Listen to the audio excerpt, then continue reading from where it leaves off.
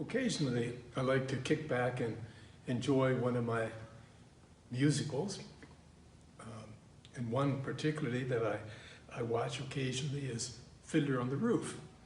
It's a musical set in Russia during a time of persecution of the Jewish people. And it actually depicts the tensions and conflicts between an older generation and their beliefs and their traditions and their younger generation, their children who are planning to be married. And one particular scene and one song in that movie, in that musical, fascinates me. And it says, at one point, Tevye, the father of the family, asks his wife, Goldie, if she loves him. And now they've been married 25 years. So Goldie looks at him and thinks for a moment. He says, well, for 25 years, I've washed your clothes, I cooked your meals, I raised your children, I stood by you in your work every day.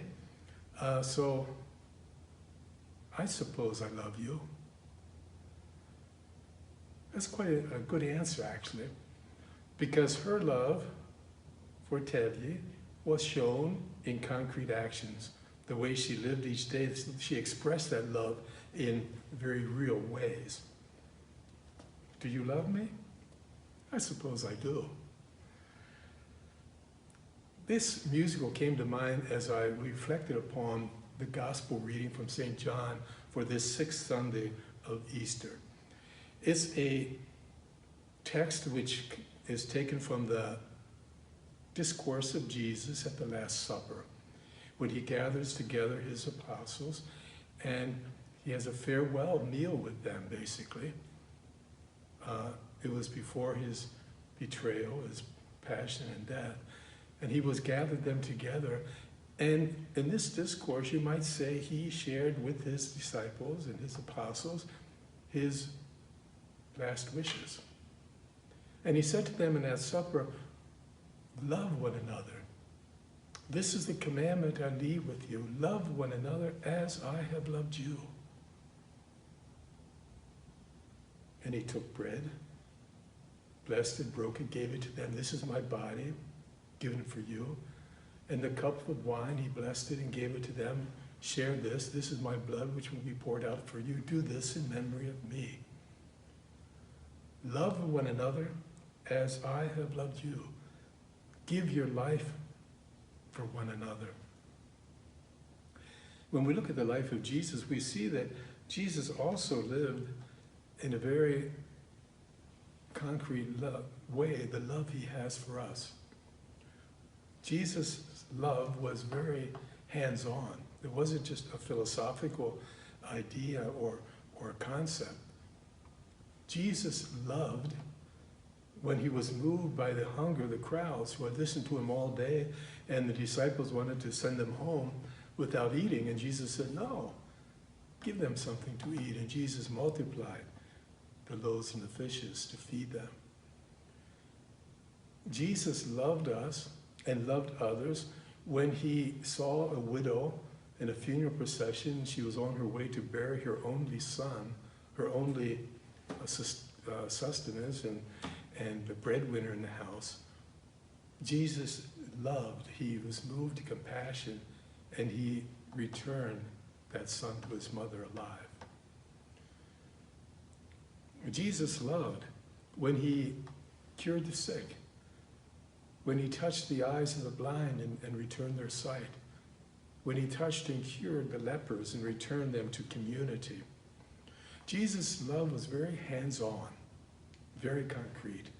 And he gives his disciples this mandate: love one another as I have loved you.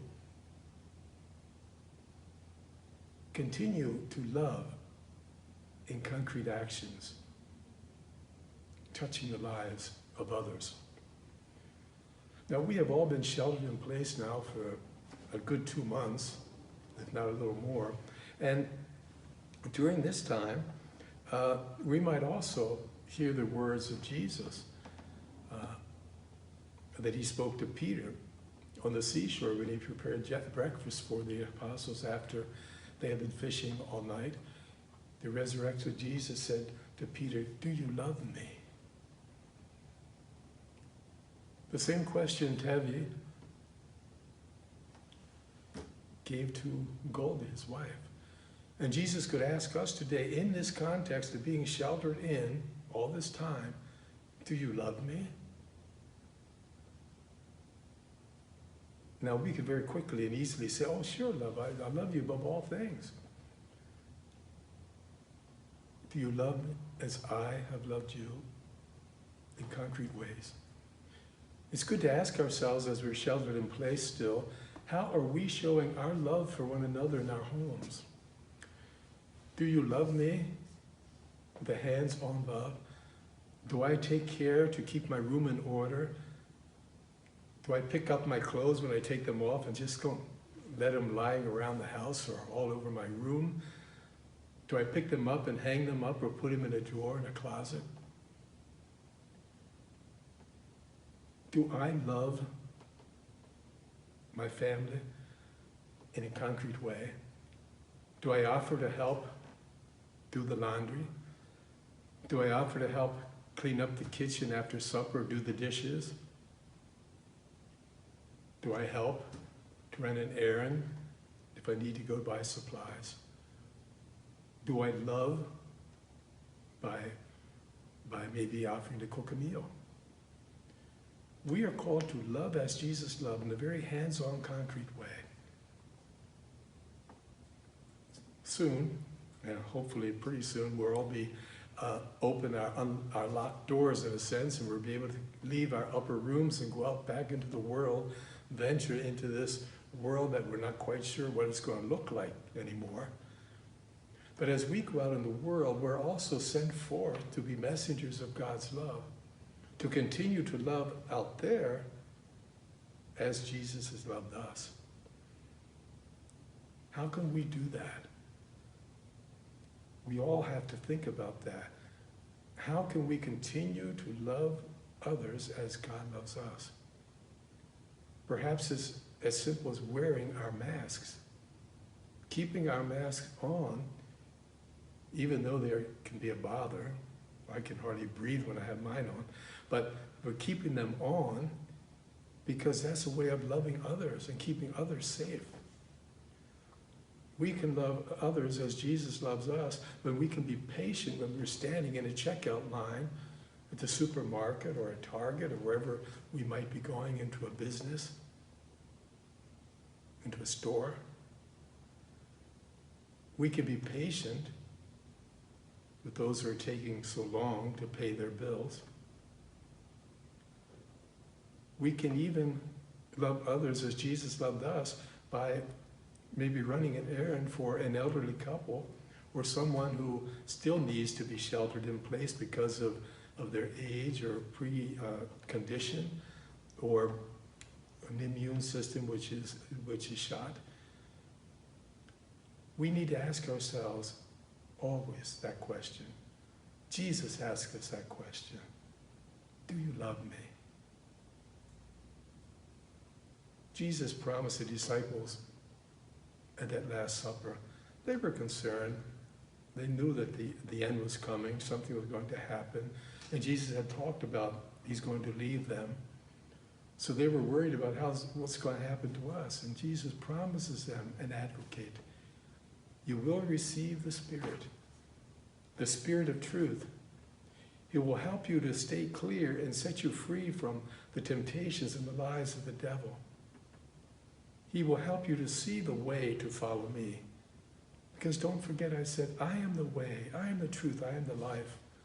And the Spirit will help you to discern as you journey forth how to be faithful to the way that Jesus has taught us. How to love as Jesus loves.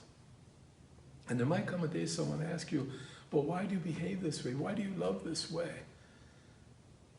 I had a visitor one time who spent a couple of days with me, and at the end of that visit, he asked me, Father Barry, why do you always treat people so nice? And it sort of threw me off. I was You know, no one had ever asked me anything like that before. That is what St. Peter was saying in his first letter. If anyone asks you the reason for your hope, witness to it with your faith. And I answered, I try to love others. I try to treat others with love because my heart has experienced the love and the embracing love of God so many times. And if my heart is full of that love of God and overflows and wants to be shared with others, that is the reason for my hope. May the Spirit, the advocate, which Jesus promises to send each one of us, and we'll be hearing more about that Spirit as we approach the Pentecost Sunday in a few weeks. May that Spirit helps us always to remain in the love that Jesus taught us and to fulfill his command to love one another as Jesus loves us.